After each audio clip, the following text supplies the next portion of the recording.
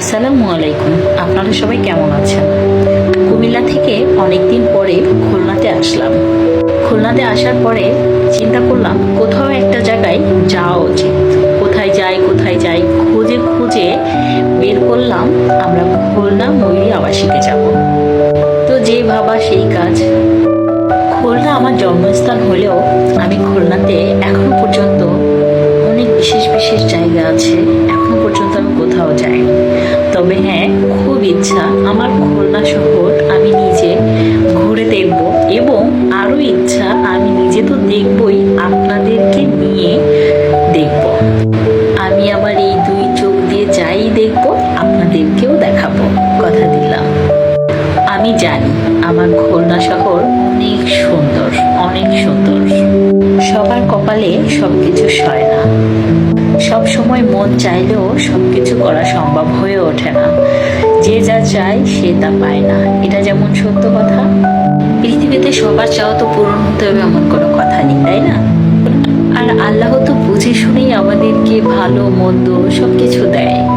আমাদের জন্য যেটা ভালো হবে আল্লাহ আমাদেরকে সেটাই দেয়। হয়তো আমরা কিছু সময়ের পরিবর্তে কিছু কিছু বুঝতে পারি না, তবে হ্যাঁ, আমাদের জন্য যেটা ভালো হয় মঙ্গল হয় আল্লাহ তাআলা সেটাই করে। আমরা হয়তো অনেক সময় বুঝতে পারি না, আমাদের বুঝতে সময় লাগে।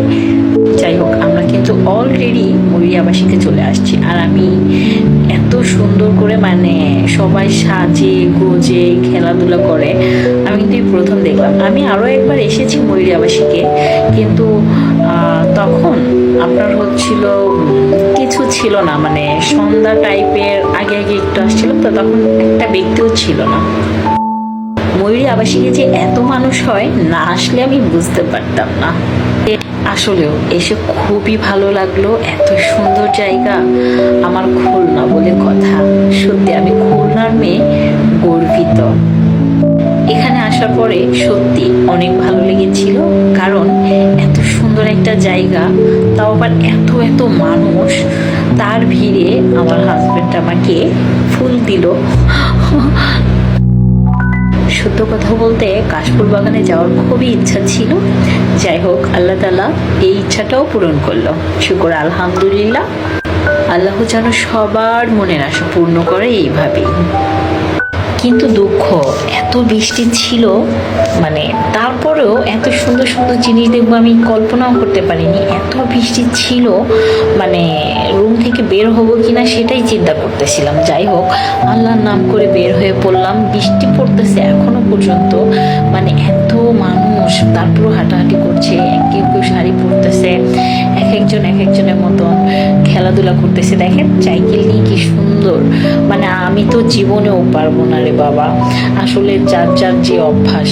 যাই হোক, এখানে অনেকেই আসে ব্লগ করতে, অনেকে আসে টিকটক করতে, অনেকে আসে জাস্ট সময় কাটানোর জন্য। আসলে এই জায়গাটায় আসলে মন মানসিকতা যদি খারাপও থাকে, ভাই বিশ্বাস করেন একবার হলেও ময়ূরী আবাসিকে আসবেন, দেখবেন আপনার মন একবারে ফুরফুরে হয়ে যাবে। আপনি কল্পনাও করতে পারবেন না এখানে আসার পরে আপনার মন কতটুকু ভালো হয়ে যাবে। এখন আমার মেয়ের আর আমার হাজবেন্ডের ফটোশ্যুট করলাম। যাই হোক, ওরা একটু ফটোশ্যুট করলো, এখন আমি একটু ফটোশ্যুট করলাম। এখন যাই হোক, আমরা এখন ময়ূরী আবাসিক থেকে চলে যাব। এখন চলে যাব হচ্ছিল সোজা কোনো একটা রেস্টুরেন্টে, আমার বড় ভাই আসবে, ওইখানে যাব। যাই হোক, আমার মেয়ের সাথে দুষ্টুমি করতেছিলাম, আমার মেয়েও আমার সঙ্গে দুষ্টুমি করতেছিল। ওকে যেই ক্যামেরার সামনে আনা হচ্ছিল সেও হেসে দিচ্ছিল। তাছাড়া যেই ক্যামেরা সরাই নিচ্ছি তখন ও জামাটা মুখে দিচ্ছিল। যেই আমি ক্যামেরার সামনে আনতেছিলাম সেই হচ্ছিল ও সরিয়ে ফেলতেছিল। যাই হোক, এই হচ্ছিল আমার লাল টুকটুকি ছোট বোন।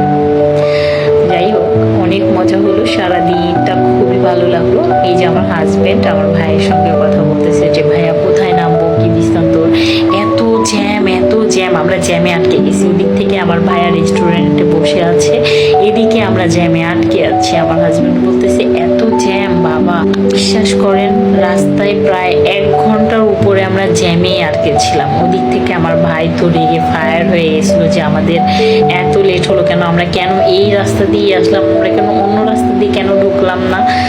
যাই হোক, আমরা সেই জ্যামের ভিতর বসে বসে ফাজলামি করতেছি, মজা করতেছি, কথা বলতেছি। ওই দিক থেকে আমার ভাই ফোন করতেছে, আর কত দূর, আর কত দূর। আমরা এটাও বলা বলি করছি কালকে তো আমরা কুমিল্লাতে চলে যাব। আনিশা মানে আমার ছোট বোনকে জিজ্ঞাসা করতেছিলাম, তোমার তো একা হয়ে যাবে, তোমার মন খারাপ হয়ে যাবে। তো আমার বোন বলতেছিল, হ্যাঁ কি করব, তোদের তো থাকতে বললে তোরা থাকবি না। যাই হোক, একটু আমি আমার ছোট সোনার একটু ফটোশুট করতেছি, আমার জান বাচ্চাটার। এটা আমার কলিজা, আমার লক্ষ্মী সোনা পাখি, আমার কলিজার বাচ্চা এটা। যাই হোক, আমরা রেস্টুরেন্টে অবশেষে চলে আসলাম, আমাদের জ্যাম মানে ছাড়াই গেছে আর কি। আমরা অলরেডি রেস্টুরেন্টে এখন পৌঁছাই গেছি।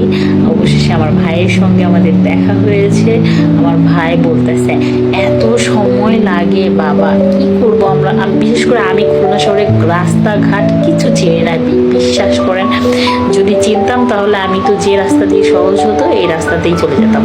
এই যে রেস্টুরেন্টে আমার মেয়ে ঘোরাঘুরি করতেছে, ছোটাছুটি করতেছে, আমার বড় ভাইয়া আর আমার হাজবেন্ড ফাজলামি করতেছে কি নিয়ে জানি না। এই যে লাল টুকটুকি আমার ছোট বোন আমার মেয়েকে নিয়ে হাঁটাহাঁটি করছে।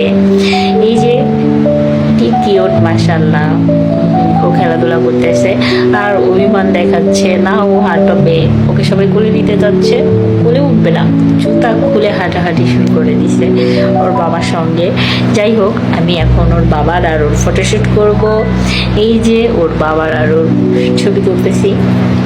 তার ভিতরে আমরা যাক আলহামদুলিল্লাহ অনেক মজা করলাম, যতটুকুই মজা করলাম শুকুর আলহামদুলিল্লাহ, শুকুর আলহামদুলিল্লাহ। সবাই ভালো থাকবেন, সুস্থ থাকবেন আর আমাদের জন্য দোয়া করবেন। আল্লাহ হাফেজ, বাই বাই, টাটা।